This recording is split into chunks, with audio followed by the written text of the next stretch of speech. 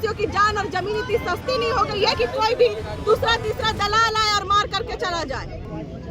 सोमा मुंडा जी की हत्या सिर्फ हत्या नहीं, वो हमारे अभिभावक थे, वो आदिवासी।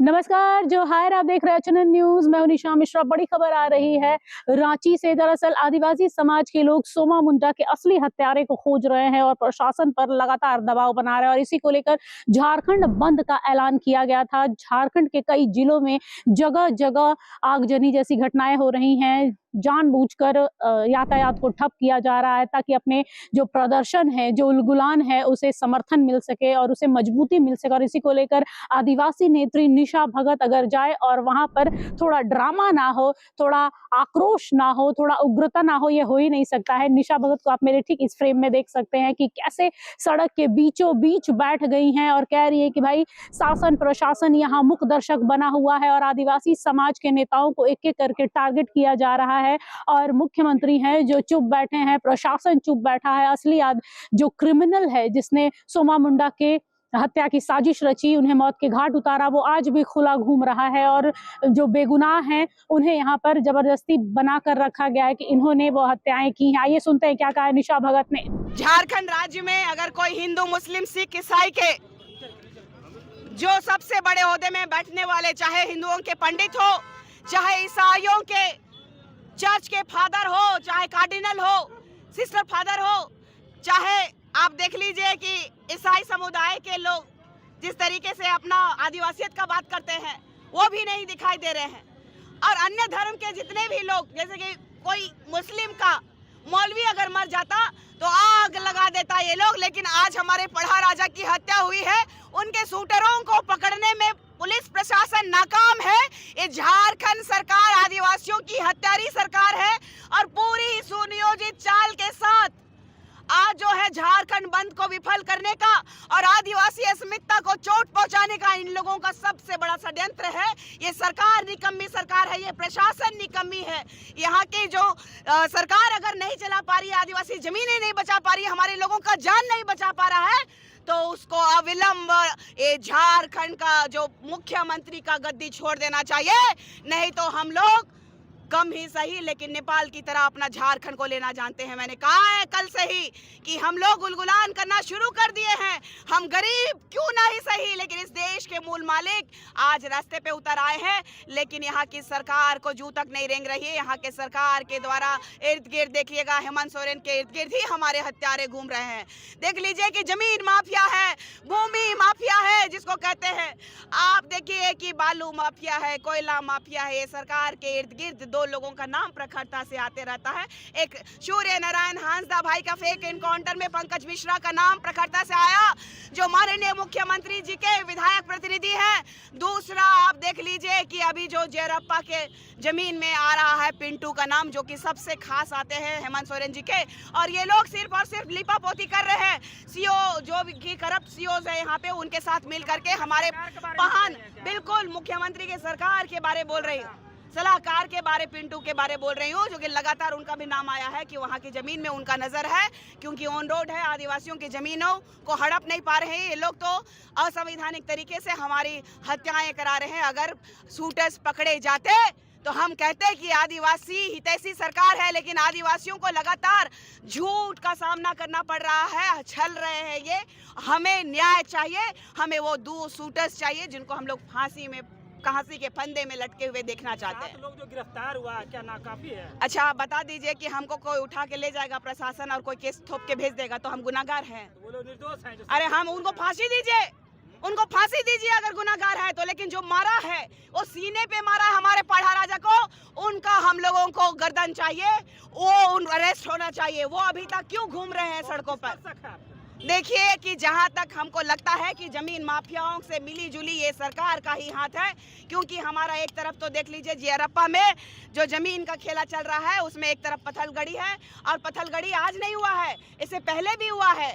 और लगातार बाबा सोमा मुंडा जी वहाँ की जमीनों को बचाने का काम कर रहे थे। आप देखिएगा बगल वाला जमीन में नाम आ रहा है पिंटू जी का। ये सीबीआई जांच होनी चाहिए। ये सरकार आदिवासियों की हत्यारी सरकार है। हमें सीआईडी जांच नहीं चाहिए, हमें सीबीआई जांच की मांग कर रहे हैं हम। सबसे बड़ा सवाल है तो जांच कर रही है, फैसला अदालत। बार बार कहा कोई हिंदू का अगर पुजारी या संत कोई मरा होता, या तो फिर इस्लाम धर्म को मानने वाले लोगों के कोई मौलवी मरे होते, या तो फिर ईसाई समुदाय के कोई फादर सिस्टर या तो फिर कार्डिनल की हत्या भी होती, तो शायद आज झारखंड जल रहा होता। लेकिन दुर्भाग्य का विषय है कि आदिवासियों के महान राजा पढ़ा राजा की हत्या होती है और यहाँ षड्यंत्र होता है कि किस तरीके से लीपापोती करके आदिवासी समुदाय को गुमराह किया जाए, आदिवासी समुदाय को छला जाए, ठगा जाए और हमारी जमीनें लूटी जा रही है लगातार। हमारे पढ़ा राजा स्वशासन की जमीनों को कैसे ये लोग सीओ साहब के माध्यम से, सीओ मैडम के माध्यम से, सरकार के बिना मिली भगत के, ये कैसे संभव है कि हमारी जमीनें जो लगातार, हमारे स्वशासन की जमीनें लगातार लूटी जा रही है, हमारे लोगों का जमीन जो है लगातार छीना जा रहा है, इसी सरकार में छीना जा रहा है।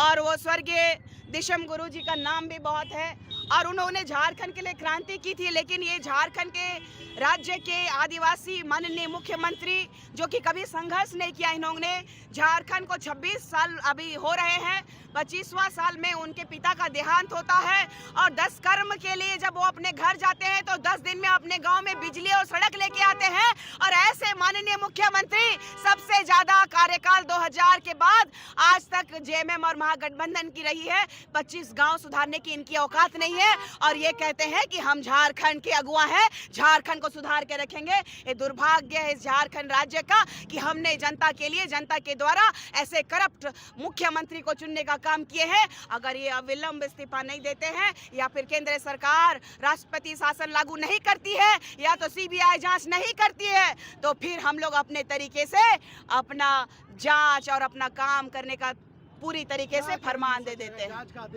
देखिए तो फिर हम लोगों को जबरन ये लोग हथियार उठाने पे मजबूर कर रहे हैं। ये लोग जबरन, जिस तरीके से हमें कहा जाता है कि आज भी हम लोगों को किसी भी क्रिमिनल केसेस में आदिवासियों को फंसा दिया जाता है कि हम लोग पैदाइशी क्रिमिनल रहे हैं, तो हम लोगों को वो बनने में कितना समय लगेगा।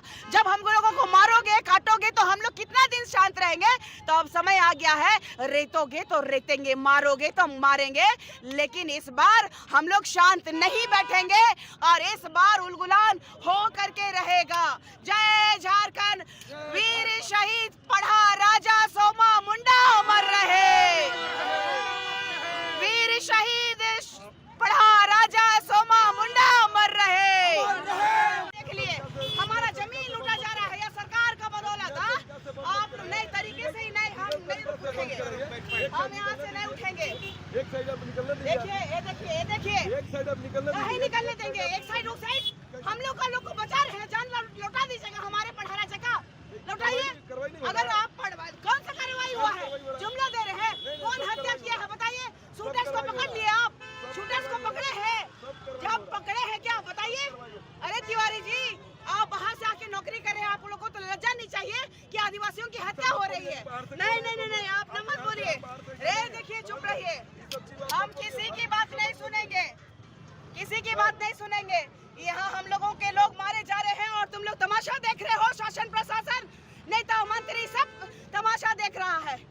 या हम लोग गरीब क्या हो गए कि हमारी अस्मिता लूटने में सब लगे हुए हैं। और अगर वो सच में आरोपी है तो उनको सजा देना। तो क्या लग रहा है कि पुलिस झूठा पकड़ी है?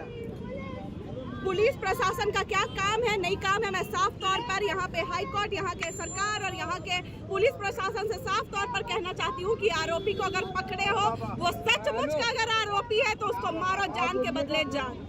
साफ तौर पर कहेंगे, आदिवासियों की जान और जमीन इतनी सस्ती नहीं हो गई है कि कोई भी दूसरा तीसरा दलाल आए और मार करके चला जाए। 7 लोगों को जो पकड़ा गया, क्या लग रहा है? तो पकड़ के क्या करेंगे? अगर मान लेते हैं कि वो लोग आरोपी हैं, मारेंगे, पीटेंगे, 1-2 साल जेल में रखेंगे, फिर बाहर निकल के वो मारेगा हमारे आदिवासी भाई बहन को। सोमा मुंडा जी की हत्या सिर्फ हत्या नहीं, वो हमारे अभिभावक थे, वो आदिवासी अस्मिता पर हत्या है और यह आदिवासी समाज रुकेगा नहीं।